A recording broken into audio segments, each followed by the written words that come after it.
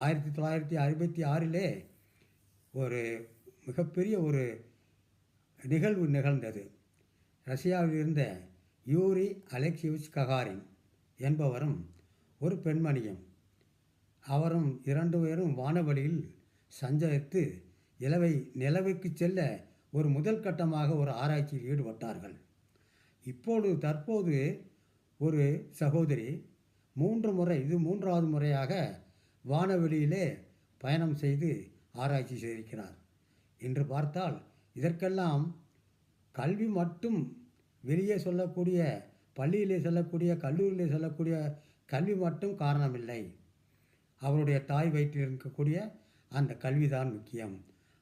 அத்துடன் இந்த பெட்யூட்டரி சுரப்பி மிகப்பெரிய மகத்தான சக்தியை தருகிறது, மகத்தான பெரும் புகழை தருகிறது என்று கூறி விடைபெறுகின்றேன். நன்றி.